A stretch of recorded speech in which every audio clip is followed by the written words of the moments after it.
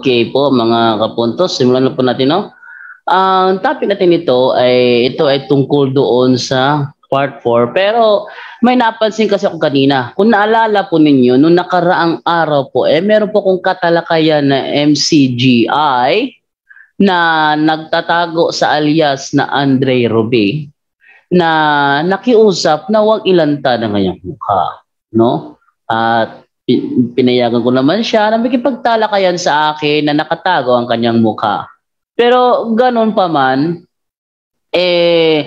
hindi siya matahimik ngayon, no? Hindi siya matahimik, ingay siya ng ingay doon sa isang FB group, no? Pinagtatawanan na lang siya doon ng mga nandoon sa commentary kasi hindi siya makatulog kung paano siya nakatanggap ng pagkatalo sa akin, no? Kaya ang ginagawa na lang niya, bumabawi siya through chat.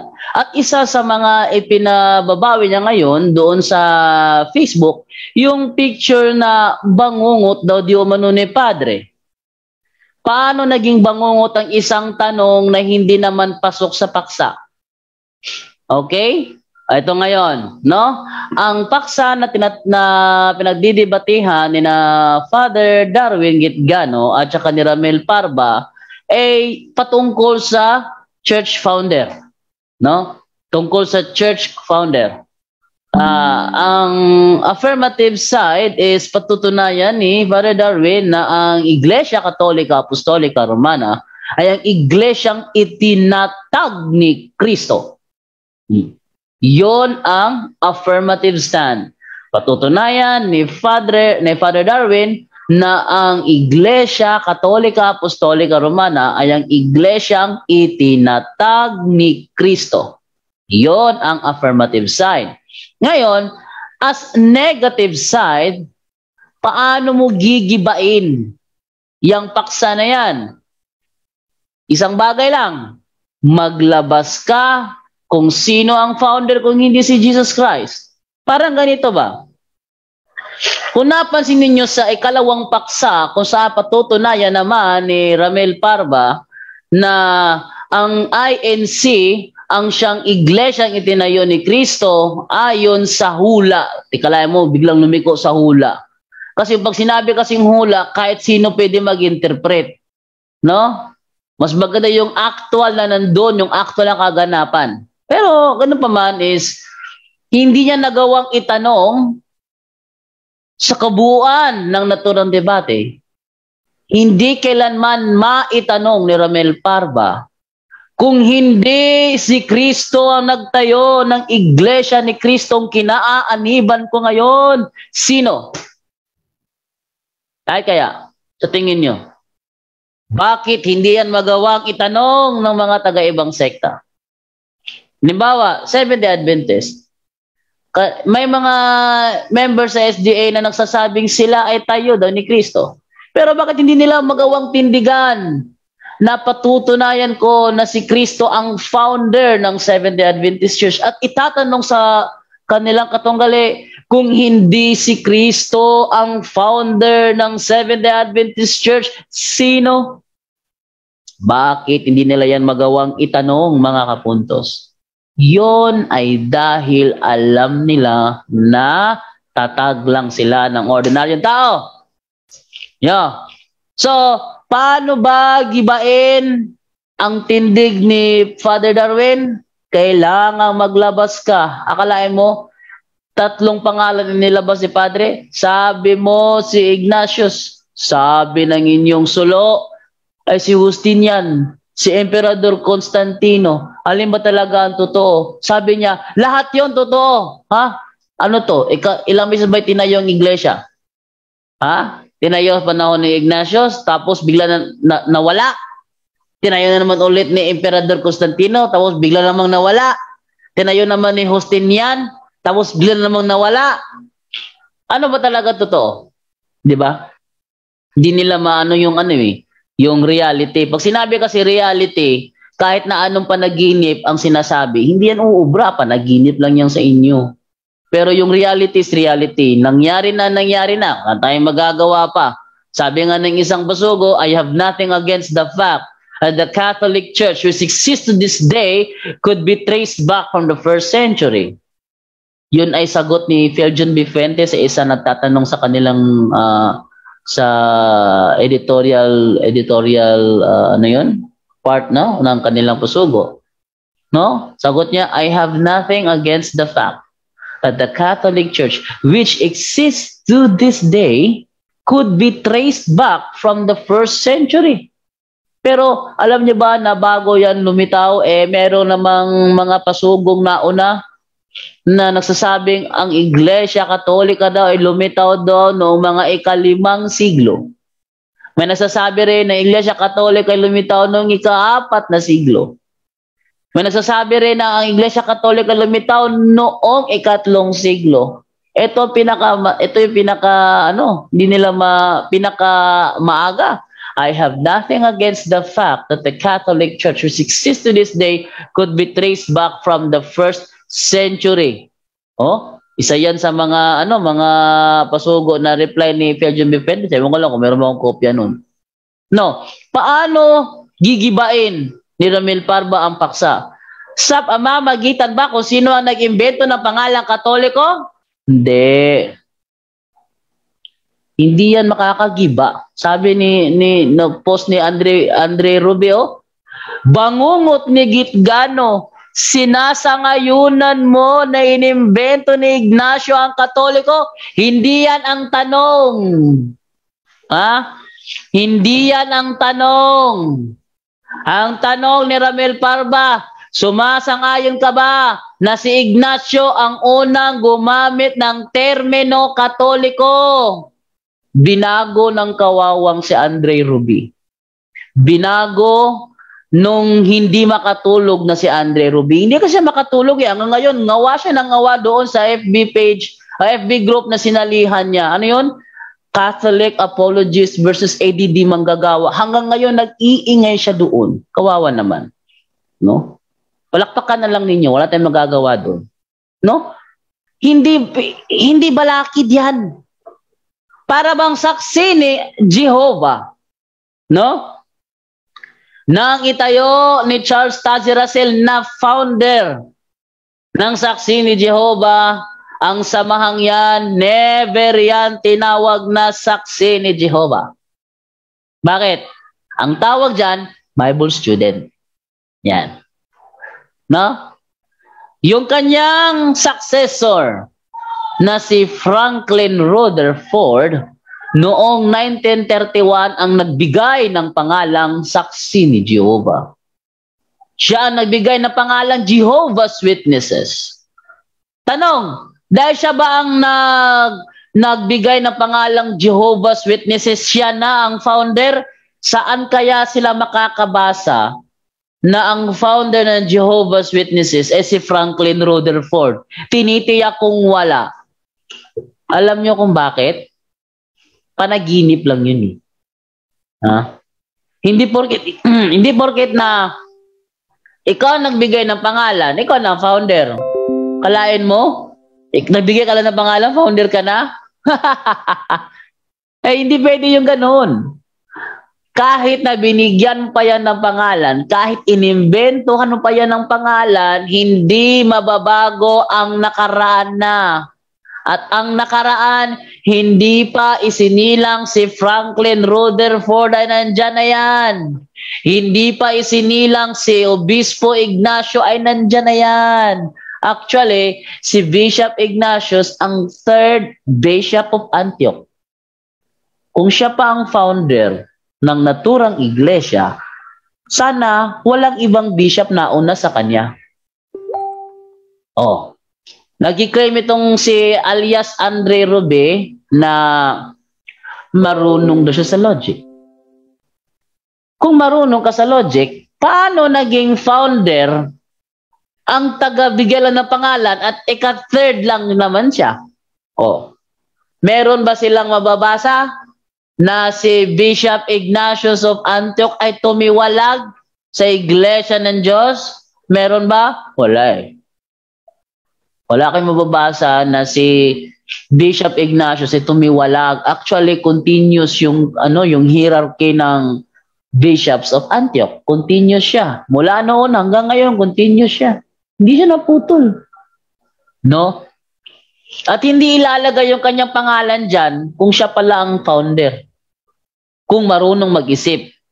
Itong MCGI member na si alias Andre Rube. Bago sinabing alias, kasi hindi sila tapat maghayag ng kanilang pangalan.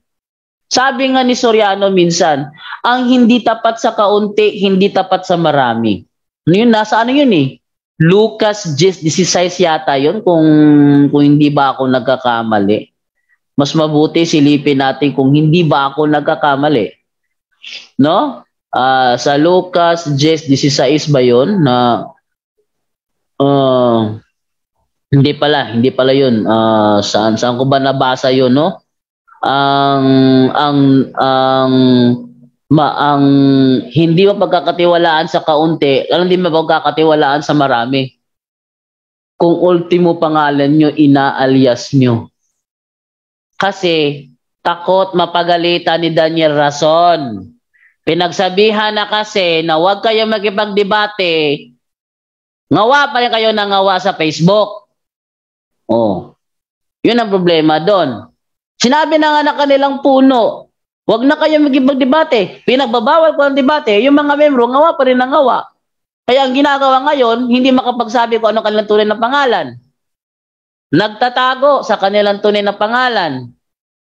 O ngayon, sinabi ko sa kanya, bro, kung hindi ka makatulog, pwede ka namang mag-request ng another topic for live talakayan. Huwag ka mag-alala, tago pa rin yung mukha. Ano sabi niya? Sa written debate naman tayo. Ano written debate na sasabi mo? Hindi pwede written debate. Hindi pwede written debate kasi para lang tayong tanga niyan. Alam niyo kung bakit? Pwede ka naman magsalita ng diretso. Bakit ka ba? Ganito yan.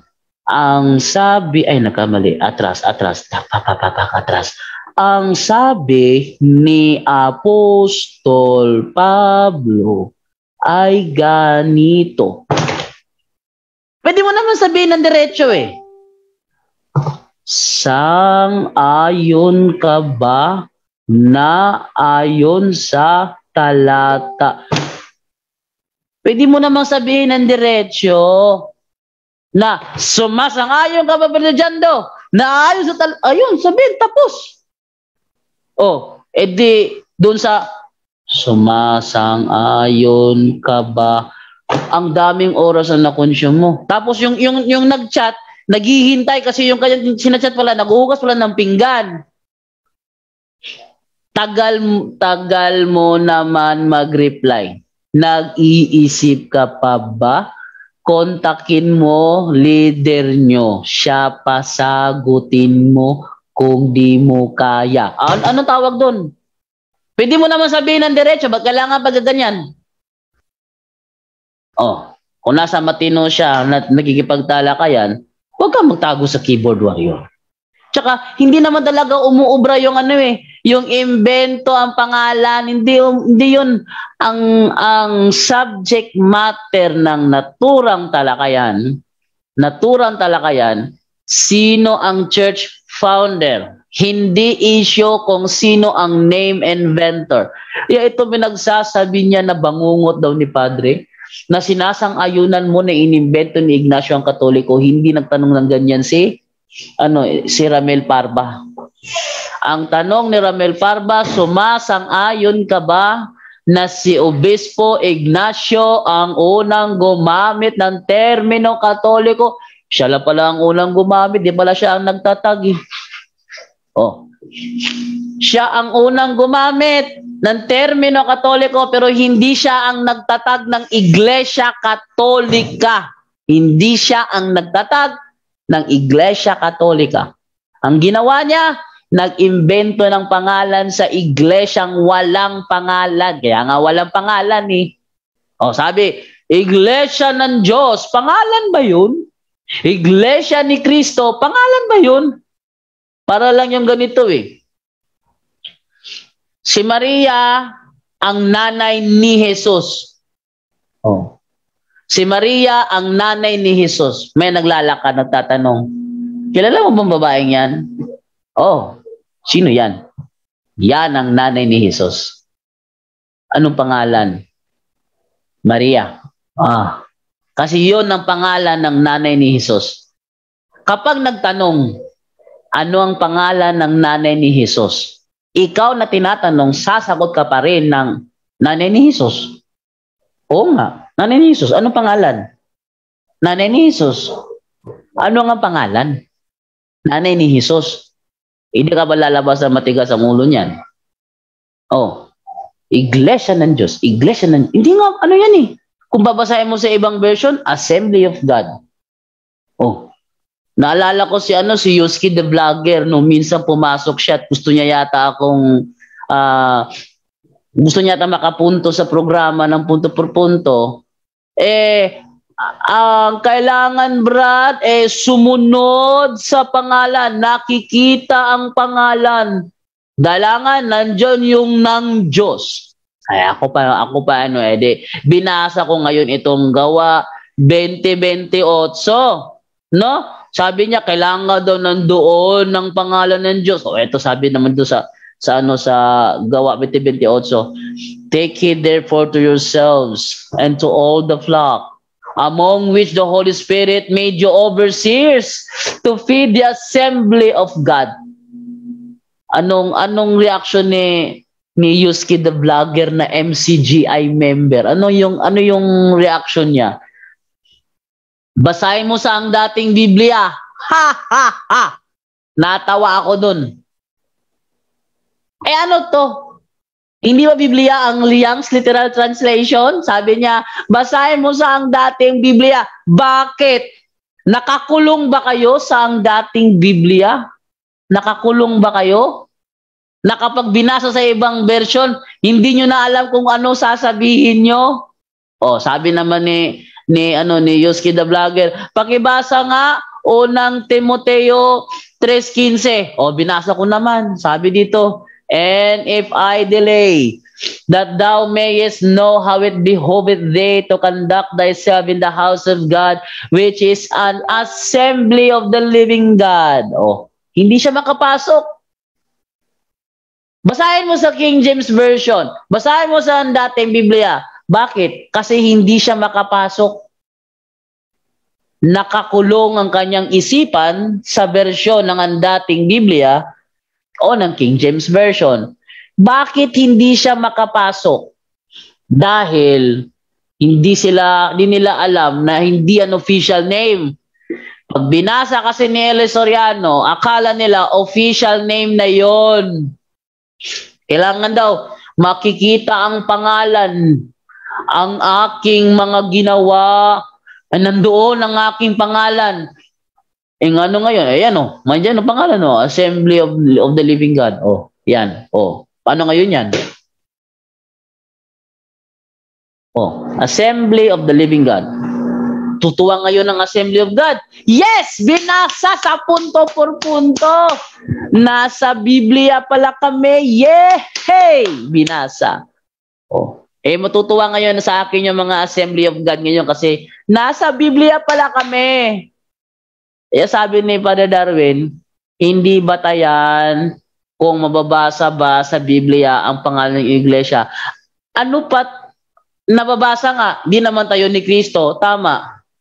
Sino ministro ng INC o ministro ng MCGI ang magsasabi na ang Assembly of God ay founded by Jesus Christ?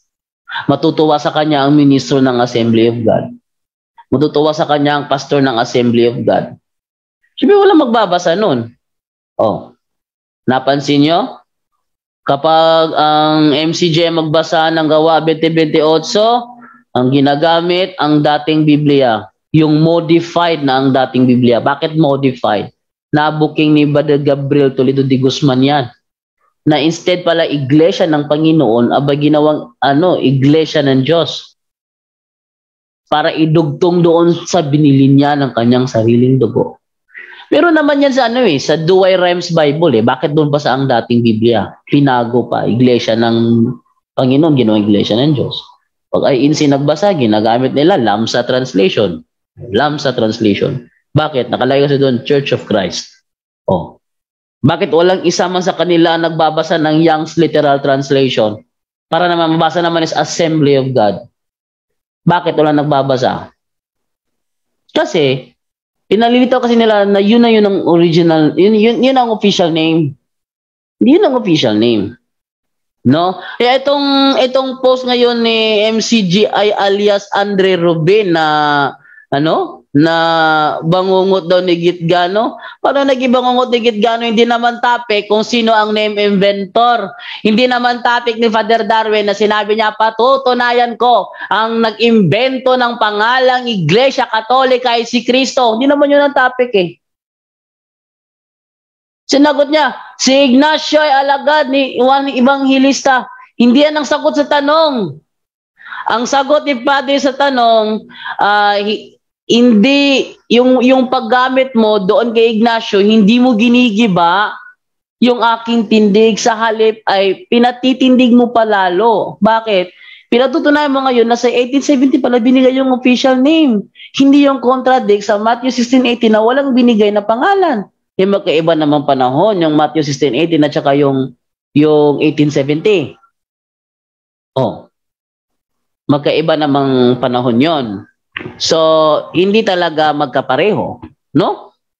Hindi talaga magkapareho kasi magkaibang panahon yun eh. Iba yung panahon ng 1870 na kung saan binigay ng official name. Iba yung panahon sa Matthew 16 sinabi niya, I will build my church. Oh. Pag sinabi niyang, I will build my church. O, anong pangalan ng church mo? Huwag kang makialam. I will build my church. O, ngayon, tumakbo yung panahon. 101, 102, 103, 104, 105, 106, 107, 108, 109, 110. Binigyan ng pangalan ni Bishop Ignatius, Catholic Church. O. Catholic Church. Bigyan ng pangalan Catholic Church. Eh di may pangalan na. Kaya nung pumasok ang Iglesia ng Diyos sa Pilipinas noong 1521, ang pangalan niya, Catholic Church. Whether you like it or not, ang pangalan ng Iglesia ang pumasok sa Pilipinas na nagsimula doon sa Asia, sa Jerusalem, sa Israel, yon ay ang kinikilalang Iglesia ng Diyos sa Biblia. Sabi nung ni Andre Robe, hindi kami ang tunay na iglesia, umanib lang kami. Umanib, dapat sana Katoliko kayo ngayon. Kasi ang iglesia ng Diyos, binigyan ng pangalan niya noong 110 ni Bishop Ignatius, yon ang Iglesia Katolika. Paano? Sabi niya, saan sa Biblia mababasa yan? Bakit? Nababago ba ng saan mababasa sa talata yung reality naganap? Maididinay ba ng talata ang reality naganap? Hindi. Whether you like it or not, naganap na. Wala kayong magagawa pa. Sililigaw niyo mga tao. Saang talata yan nababasa? Saang talata ng Biblia mababasa? Nangyari na nga eh. Nangyari na. Wala ka na magagawa pa. Nangyari na. O yun. So, sa debating yun, eto, hindi bangungot kay Father Gitgano ang tanong na ito kasi hindi naman name inventor ang subject matter ng naturang debate. Tsaka, ang sagot ni Father Darwin dito, hindi mo ginigiba yung paksa ko. Pinatitindig mo pa, pinatutunayan mo pa, noong 1870, doon binigay yung pangalan. At alam mo ba, the more na ginagamit mo ang pangalan ni Bispo Ignacio, the more kaming napapatunayan na nandun na pala kami sa 1st century. Di ba yun ang sinabi ni Father Darwin? Na the more na ginagamit mo ang pangalan, at hanapin natin yung sinabi talaga niya, no? Na the more na ginagamit mo ang pangalan ni Bishop Ignatius, the more na pinatutunayan mong ando na kami sa 1st century. Pakita natin ha. Saan ba yun? Eto. Ulitin natin yung naturang video para makita ninyo kung kumigiba ba si Ramil Parba sa subject matter. Eto. Matod mo, ayaw single. Matod mo, walay pangalan ang iglesyang itinayo ni Kristo. Sumay sa inyong libro, noong 1870, the official name Roman Catholic Apostolic Church. May pangalan. Matod nimo, ang relihiyon na ay pangalan. Ang iglesyang itinayo ni Kristo, walang pangalan. Sa mga tuwid, sapagkat walang pangalan yung iglesia ni Kristo, yung iglesia. Ayun, binawi niya bigla. Binawi niya bigla. Oh, likan natin. Balikan natin. Yung iglesia ni Kristo, yung iglesia itinayo. Ibig sabihin, nung tanong niya sana, Iglesia ni Kristo, ginawa niyang iglesia tinayo ni Kristo. Yan ay isang patunay na ang pangalang Iglesia ni Kristo, hindi official name. Hindi official name yan. Kaya nga binawi bigla na, imbis na Iglesia ni Kristo, sinabi niya Iglesia tinayo ni Kristo, the same lang yun. Isa lang yun. Iglesia tinayo ni Kristo, Iglesia ni Kristo, the same. Ba't niya binawi? Dahil hindi yan ang official name. O, balikan natin. Matod mo, ayaw single. Matod mo, walay pangalan ang iglesyang itinayo ni Kristo. Sumay sa inyong libro, noong 1870, the official name Roman Catholic Apostolic Church. May pangalan. Matod nimo, ang relihiyon na ay pangalan. Ang iglesyang itinayo ni Kristo, walang pangalan. Sa mga tuwid, sapagkat walang pangalan yung iglesia ni Kristo, yung iglesia itinayo ni Kristo, sa inyo may pangalan. Sa mga tuwid, hindi yung iglesia itinayo ni Kristo. Oh, pakinggan niyo ang sagot ni Padre, ha? Kung naging bangungot ba ang tanong na yan? Tuloy. Salamat sa yano nga pangutana. Tubag. Tubag, no? 1 minute ang tubag. Wangan ni og sa referensya ginganlan. Ayun! Sa Biblia, hindi ba binigyan ng pangalan? Kaya sa referensya, pinangalanan na. Tama yung tanong ni Ramil Parba. Tanggap mo ba? Ayon sa inyong libro, 1870, binigay yung official name. O, referensya yun. Sabi mo rin, ang iglesia ni Kristo, walang pangalan. O, Biblia yun. Ano ba yung patunay? Biblia at referensya. O, ano, bangungot ba? Hindi. Sabi ni Padre, tama, sa Biblia walang pangalan. Sa referensya, pinangalanan. O, nakagiba ba yan? Bangungot ba yan? Di bangungot yan. Yung hindi marunong. Ayan, meron na? Oh, sige, tuloy. May topak tong ano dito. Biglang nagkatopak. Okay. So continue tayo, no. Hindi bangungot kay Padre yung tanong na yon. Sa halip, sinang-ayunan pa ni Padre na hindi yung paggiba sa paksa ko. Kasi ano ba yung paksa? Church founder. Yon ang subject matter ng paksa. Hindi naman ang name inventor. Ano ba ang paksa? Patutunayan ko ng Iglesia Katolika Apostolika Romana ay ang Iglesia itinayo ni Kristo. Yon ang founder, itinayo ni Kristo. Yon ang topic, itinayo ni Kristo. Hindi naman niya sinabi, patutunayan ko ng Iglesia Katolika Apostolika Romana ay ang pangalang inimbento ni Kristo. Yun naman gulo ng topic para magiba mo doon sa Ignacio. Oh. Yan ang problema sa mga MCGI na biglang kumakampi sa kabilang bakod para lang kunwari, tumalab yung kanyang post na bangungot daw ni Gitgano. Ha, ha, ha. Tatawa ako. Tumawa kayo. No? No. Continue naman tayo. Eto. Oh, sige. Ano ba sinabi ni Padre? Eto. Ginganlan na. Og imo nung ipaligo na kung tubag. Imong gidugang. Sabi ni Padre, pinatitiwi mo pa ang aking tindig. O, paano naging bangungot yan? Ipinatitiwi pala yung kanyang tindig na nagtanong ka tungkol sa sa pangalan. O, tuloy. O gipaligon ko, pinagis pag-quote nimo sa 1870. O, pinatitibi mo pa sa pamagitan ng pag-quote mo noon sa 1870. O, tuloy. Pinagis mga obispo, ginganlan, pero magpaabot subo karon. O, yan. Sa magitan ng mga obispo na siya binigyan ng authority, binigyan ng pangalan. Pero hihintayin ko. Nga naa kay mabasa nga history diha, ang letra por letra. O, na may mababasa ka dyan na history na letra por letra. Dili base sa imong kaugalingong pagsabot pinangga nga parba. Oh, hindi batay sa sarili mong unawa, kaibigan na parba. Oh, paano naging bangungot yan, Andre Ruby? Eh kung sa mga hindi marunong umunawa, kung paano patakbuhin ang debate, bangungot na yon. Pero doon sa mga sa mga talaga nakakaunawa, ano ba subject matter? Ang subject matter, church founder. Hindi subject matter na naturang debate ang name inventor. Kahit sabihin nyo pa na si Emperador Constantino ang nag-imbento, hindi yan panggiba sa topic. Bakit? Ang topic, church founder. Eh ano nga yung inimbentohan? Halimbawa, ito, bote. Bote, ha? Imbentohan ko ito ngayon ng pangalang plastic bottle. Plastic bottle. Imbentohan ko ito ng pangalang plastic bottle. O, tanong, dahil inimbentohan ko ng pangalang plastic bottle ito. Oh, ako na ba gumawa nito? Kakatawa naman kung ako yung gumawa dahil ako nag-imbento ng pangalan.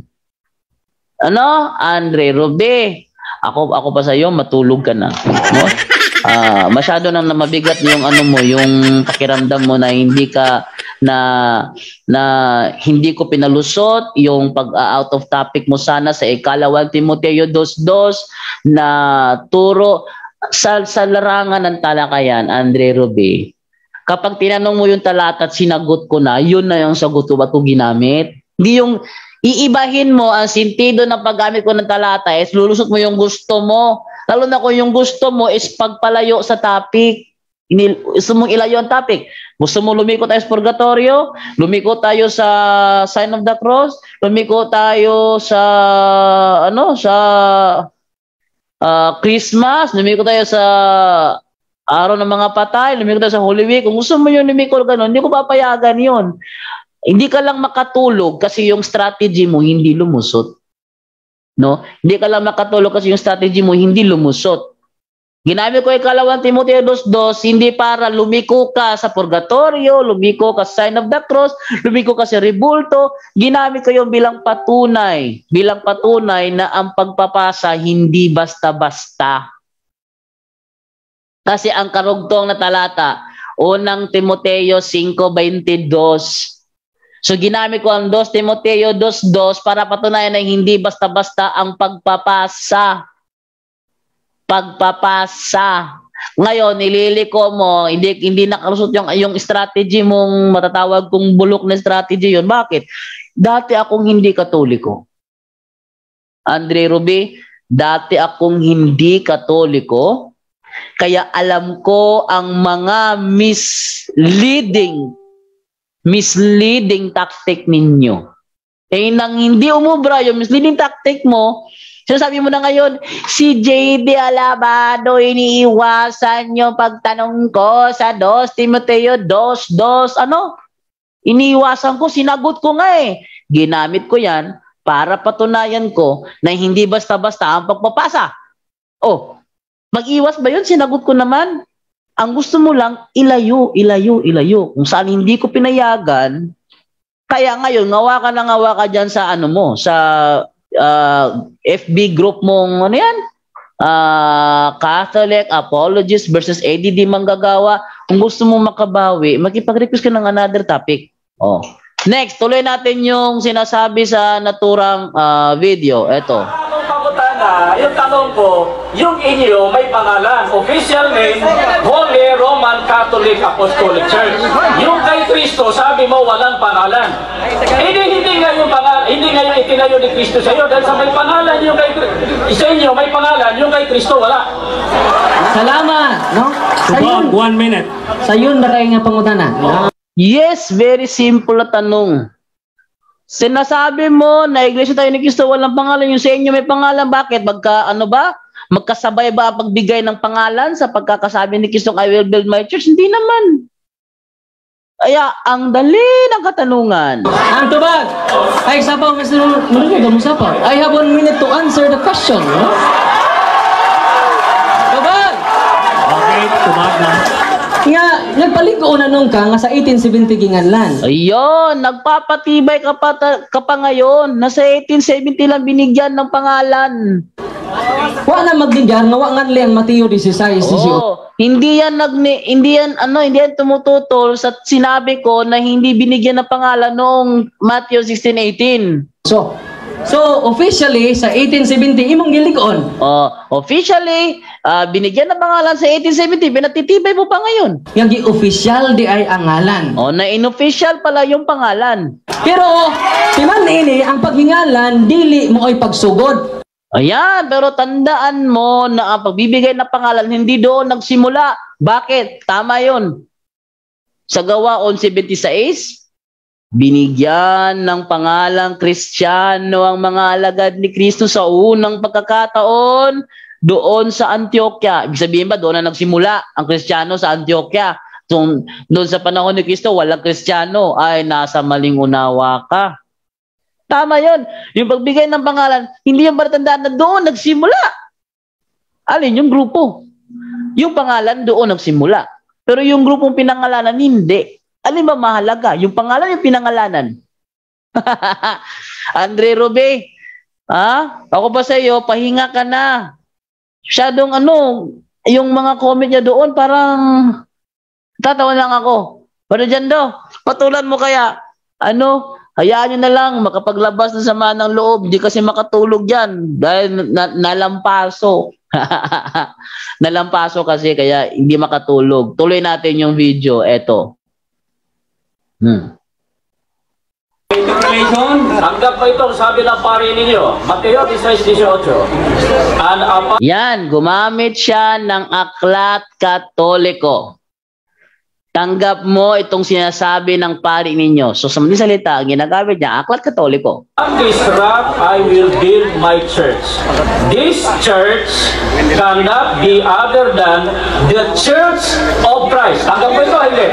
Yan. So, makabasa lang ng Church of Christ, kala niya yun na yun. Sinabi na nga sa pasugo The Church of Christ has thoroughly become the Catholic Church, even though historians and writers both treat them as synonymous. Every time na makabasa siya ng Iglesia ni Cristo, lalo na sa aklat ng pare, ang tinutukoy niyan, hindi yung kinaaniban ni Ramil Parba, natural. Bakit titindigan ng pare yung kinaaniban ni Ramil Parba? Alam naman niya na hindi yan ang tunay na Iglesia ni Cristo. Tuloy natin yung naturang video. Ayan, tinatina nakagibaba.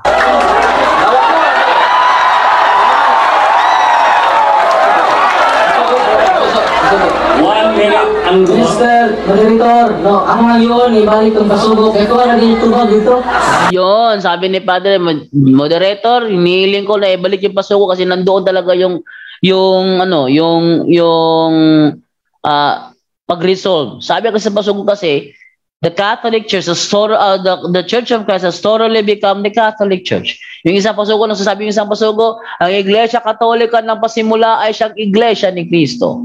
Sabi ng isang pasugo naman na I have nothing against the fact that the Catholic Church which exists to this day can be traced back from the 1st century. Sabi naman ng isang pasugo, even secular history shows a direct time link between the Catholic Church and the Apostles, leading to the conclusion that the true Church of Christ is the Catholic Church. Kaya, hindi panggiba yun. Taning bigyan nyo na sagot ni Padre. Ano mo?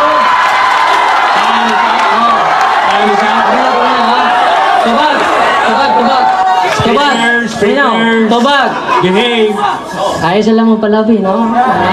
We base our argument based on logic, not on emotion. Yan ang napakagandang sayings. We base our argument on logic, not on our emotions. Kadalasan kasi, based on emotion. Based on emotion. Naalala ko, punta doon sa Plaza Independence, hindi ko lang sasabihin ko anong sekta ng pananampalataya ito. Hindi to INC ha. Hindi INC, tutukoy ko rito ha. Ibang sekta ng pananampalataya. Hindi INC. Papunta ako doon sa Plaza Independencia, kasama ko yung best friend ko. Yung mga baguhang CFD dinibati ng isang argumentador, no? Kalain mo, sinishake hands niya, no hard feelings, no hurt feelings, no hurt feelings. Nang pinasok ko na, sabi, andiyan na si Brother Jando. Brother Jando. So ako yung ano, ayoko nga siya pasinin sana piniped ako, Brad, pasinin mo naman ako, Brad. Ano ko ba naman? Di, pinansin ko na lang. Napinansin ko na, may isa akong ginabit na talata. Nagalit yung isang kasama, tinanong sa akin, scientist ka ba? Sabi ko, hindi. Wag mo lang, ano yan, hindi ka naman scientist nung medyo lugi na, napansin nung best friend ko na parang uminit na yung aura. Sabi niya, uwi na tayo. Yeah, uwi na ako. Sabi naman niya, saan ka nakatira? Bakit tatanong saan ka nakatira? Hantingin mo ko? Tinanong ko talaga siya. Tapos, sabi ko, shake hands na lang tayo bilang kaibigan. Ayaw nang makipag-shake hands. Ayaw na niya. Nung siya yung lamang sa mga CFD na youth, siya yung lamang, no hurt feelings. Pero nung siya na yung nalamangan, ayaw na niya makipag-shake hands. Tanungin pa ako saan ako nakatira. Yung ko sasabihin na, hindi, I am not referring to INC. I am not referring to INC, I am not referring to SDA, I am not referring to MCGI. Isa siyang sekta na mananampalataya. Malalaman nyo yan kapag nagipagtalakayan kayo sa plaza at maingkwentro nyo yan na na kapag hindi na makipag-shake hands sa inyo dahil sa lugi niya, yun na yun. No? Okay, so, di nyo tayo sa sagot ni Brother Darwin. Time is on. Tubag, 1 minute. Sakto ang imong kikutlo unya atong dugtong sa imong pasugo aron makasabot jugag sakto. Nya every time the Church of Christ has totally become the Catholic Church. Although writers and historians treat them as synonymous. Every time nga mukutlo lagi kag libro nga Church of Christ, referado na sa synonymous kay Iglesia Katolika. Yan, sabi ni Brother Darwin, every time na magbabasa ka ng Church of Christ sa Aklat Katoliko, referado yan sa Iglesia Katolika. O nasaan na bangungot? Nasaan ang bangungot? Andre Ruby, alias Andre Ruby ng MCJ, nasaan dyan ang bangungot? O tuloy. Naana sa inyong pasugo! Yan, nasaan dyan ang bangungot? Wala akong nakitang bangungot dyan O, tuloy natin. Huwag ka na tayo ng ibang video. Ang akong gipakutana, ulitin ko, kasi yung binasa ko, tanggap mo ba ito? Yan lang muna tanong ko. Tanggap mo ba? The Church of Christ. Ayaw sa obra, masama. Diba? Bakit ka? Continue the interpellation. Eko, sunod tanong. Ay, tumigil.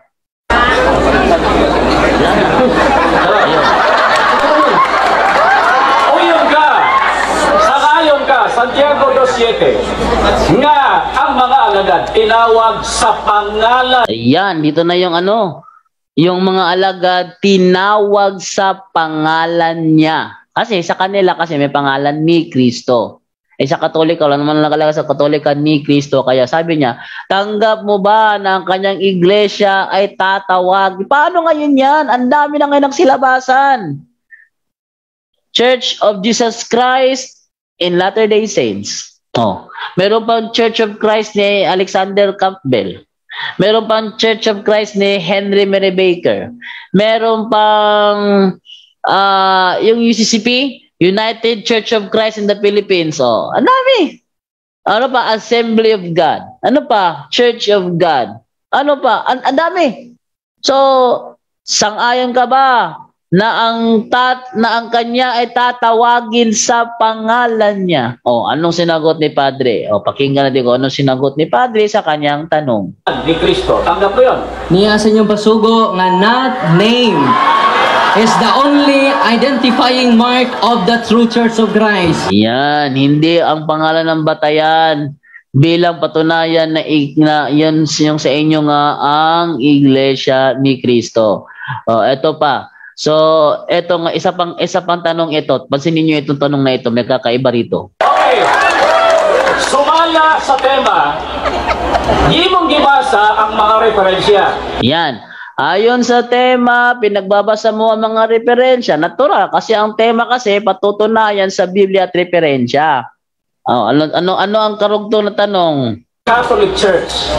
Ang tanong ko, mabasa ba ang Iglesia Katolika Apostolika Romana sa Biblia? Ayun, no? Tanong, yun ba ay bangungot? Hindi. Bakit? Ginamit na kasi niya kanina na 1870 pa binigyan ng pangalan. O, balikan naman natin yung sinabi niya sa 1870. Ito. Ayaw single. Atong tempo. Walay pangalan ang iglesyang itinayo ni Kristo. Sumay sa inyong libro, noong 1870, the official name, Roman Catholic Apostolic Church. Ayun. So, alam niya na ang official name binigay lang noong 1870. Hindi naman ako naniniwala na hindi alam ni Ramel Parba kung anong taon natapos isulat ang Biblia. Hindi ako naniniwala, hindi niya alam yun. Oh? Mataas na pinag-aralan nito. Alam kong alam ni Ramel Parba kung anong taon natapos isulat ang Biblia. Anong taon wala na nang susulat ng Biblia. Alam niya yun.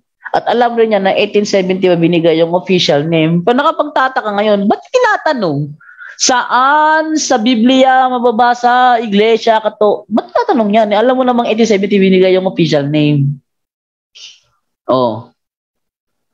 Di ba? Ba't niya itatanong yan? Alam naman niya na 1870 ba binigay yung official name? O ngayon, yun ba ay panggiba sa panggiba sa paksa? Hindi rin.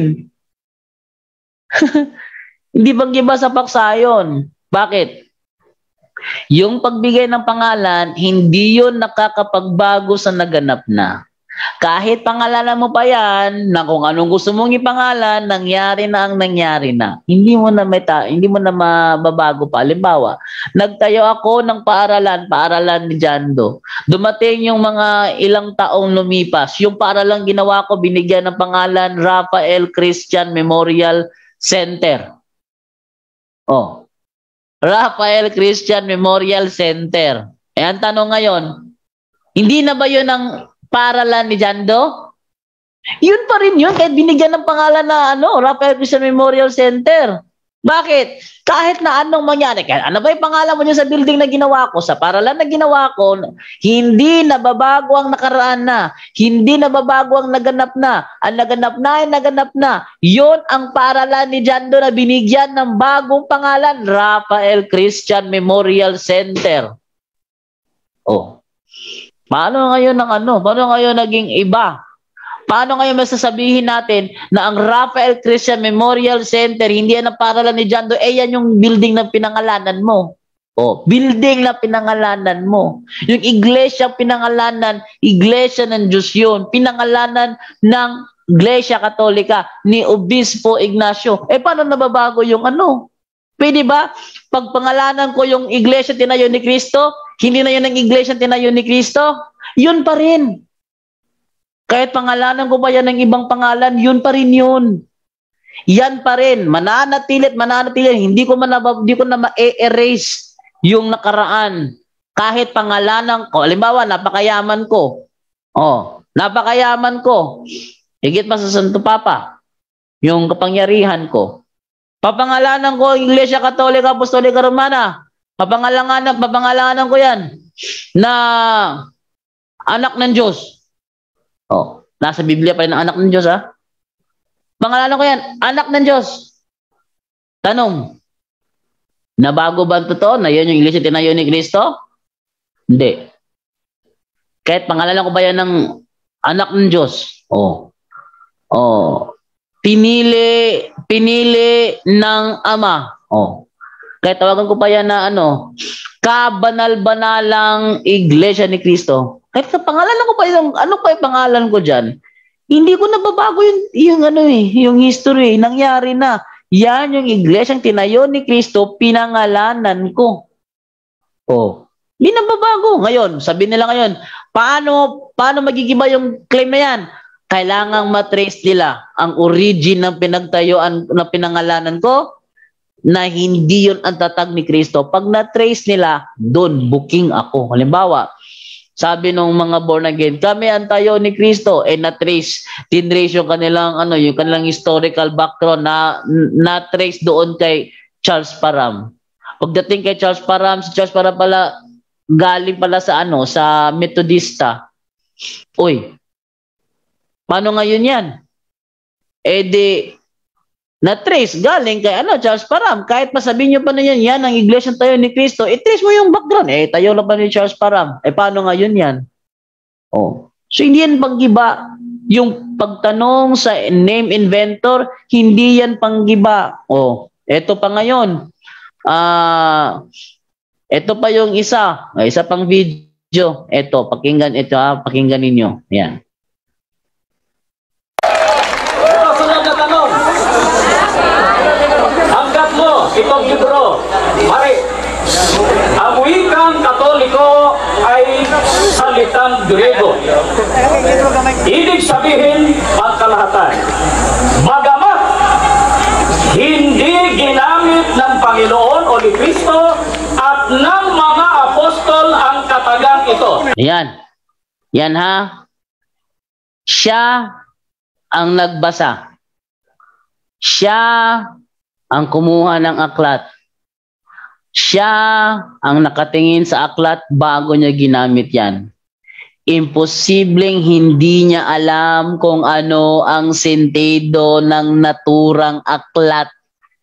Imposibleng hindi niya alam kung ano ang ibig sabihin ng author. Pakinggan natin. Ang wikang Katoliko ay salitang Grego. Ibig sabihin, pangkalahatan. Bagamat hindi ginamit ng Panginoon o ni Kristo at ng mga apostol ang katagang ito. Tanggap mo to, hindi? Oo na nga, ay inon ako kaganina. Nga rin na to potlon. Ay, pinutol pala. Pinutol pala. So ang strategy ginamit dito, pagputol. Ngayon, ang tanong ngayon, yung pagputol-putol ba, yung bang sentido ng pagtatanong ay tugma doon sa sinasabi sa talagang aklat? Pakinggan natin si Padre. Natubag ko, Mr. Moderator. Atong tiwason. Ituloy natin. Tiwason na to. Kay incomplete man. Kasi kapag hindi tinuloy, baka may incomplete. Ningon din bagabat, hindi ginamit ng Panginoon at ng mga apostoles. Di man period, kama man Ay, kama pala yun, hindi pala period. Anong imo mang i-period? Bakit mo gagawing period? Kama naman pala yun. Ibig sabihin, may karugtong. Hindi binasa. Bakit? Para ibahin ang sentido. Magigiba ba yung tindig ng ng affirmative niya? Kung puputulin mo, iibahin mo sentido? Hindi magigiba Tuloy natin. Mo nang ma-period, imong pagsabot. Padayon. Katagang ito ang diwa ng kanilang mga gawain at utos ay Katolika o pangdaigdigan at pangkalahatan. Inyong gawing alagad ang lahat ng bansa. So klaro, Catholic. Ayun, Catholic pala. Catholic pala. Pinutol lang. O ngayon, yung pagputol-putol ba? Pagpuputol-putol para ibahin ang sentidong sinasabi. Yun ba ay pagiging tapat sa nakikinig? Yun ba ay katapatan sa mga nakikinig? Kayo na bahala magtimbang-timbang nun. Kung yan ba ay katapatan. Dito na tayo ngayon sa sinasabi ni Andre Robe na bangungot daw ni Gitgano. Tanggap mo. Ang sabi rito. Ayan na. Balikan natin yung yung pinapakita niya sa reference. Ano yung sinasabi daw? Sinasang-ayunan mo na inimbento ni Ignacio ang Katoliko, yun daw ang tanong. Yun daw ang tanong. Ha? Yun daw ang tanong. Balikan nga natin yung yun ba ang tanong? Eto, balikan natin yung ba ang tanong? Saan ang galing ang katagang Katoliko? Matay di sa libro niya. Ang unang gumamit ng katagang ito ay si Obispo Ignacio, Obispo ng Antioquia 107. Ang unang gumamit ng terminong Katoliko, year 107 si Ignacio. Tanggap mo yan o hindi mo tanggap? Yan, yun ang tanong. Yun ang tanong. Tanggap mo ba na si Ignacio ang unang gumamit ng termino Katoliko? Yun ang tanong. Tanggap mo ba na si Ignacio ang unang gumamit ng termino Katoliko? Anong ginawa ni Andre Rubi? Ano daw sinabi ni Ramil? Sinasang-ayunan mo na inimbento ni Ignacio ang Katoliko? Ay, ang layo! Ang layo! Ano ba naman yan, Andre Rubi? Mag-iingay ka lang dyan sa Facebook group na sinasalihan mo. Iba pa ang pinag-iingay mo. Oh? Sinasang-ayunan mo na inimbento ni Ignacio. Hindi yan ang tanong ni Ramil Parba. Tanong ni Ramil Parba, sumasang-ayon ka ba na ang unang gumamit ng termino Katoliko si Obispo Ignacio? Tingnan natin kung bangungot ba kay Padre ang tanong. Tuloy natin kung bangungot ba. Okay. Ato na lang tugutan, parang wa man dyan sa ka-focus sa subject matter. Yun, hindi pala siya nakafocus sa subject matter. Paano magiging bangungot ang isang katanungang hindi naman pala nakafocus sa subject matter? Oh, paano magiging ano yan? Magiging, ano tawag dito? Magiging bangungot o ang katanungan hindi naman nakafocus sa subject matter. Ano ba ang subject matter? Church founder. Ano tinatanong? Name inventor. Oh. Yun ba ang topic? Name inventor? Hindi. O bangungot ba? O tuloy natin. Na church founder. So, padayon gustubag. Padayon gustubag. No? Okay, atubag mo ni. Oh, ayan ang tubag ha. Ayan ang sagot ha. Sabi ni Andy Robe, ang sagot daw, si Ignacio ay alagad ni Juan Evangelista. Natawa ka, Andre Robe. Yan daw ang sagot. Pakinggan nga natin. Kaya mo manggiangko o imong gikutlo ka ng Apostles' Creed na mamasagod diri. O kanang imong gingon nga si Ignacio 110 AD na suwat, no? So obispo pa jud. Nya nasayod ba mo nga si Ignacio tinun-an ni Juan Evangelista nga suod sa dugha sa Ginoo? The more ka mo kutlo ni San Ignacio, the more nga nagkaduol mi ngadto sa Ginoo. Ayan! Paano magiging bangungot ang sagot na the more na ginagamit mo ang pangalan ni Ignacio, the more kaming napapalapit sa Panginoon. Oh, paano naging bangungot yun? Tatawa ako kay Ande Rubin ng MCGI. Sana kung hindi mo matanggap na natalo ka kasi nakipagtalakayan kasi siya sa akin. Sabi niya kasi ang temang titindigan kasi alin yung iglesyang dapat aniban. Ang iglesyang dapat aniban yung iglesyang tayo ni Kristo. Ako, nagpresenta ako na presentation ko, hindi siya nagtanong doon sa mga ebidensyang inilabas ko. Lumiko siya sa talata. Ngayon, pagdating naman sa kanya, inamin naman niya na sila MCGI founded by Elis Soriano. Inamin din niya na nung wala pa si Elis Soriano sa mundo, wala pang MCGI.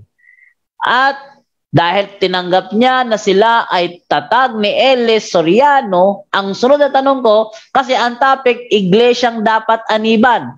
Inamin na niya na sila iglesyang tatag ni Elis Soriano. Tanong, yung iglesyang dapat aniban, yung iglesyang tatag ni Soriano o iglesyang tatag ni Kristo? Sabi niya, iglesyang tatag ni Kristo. Ay, salamat. Yun.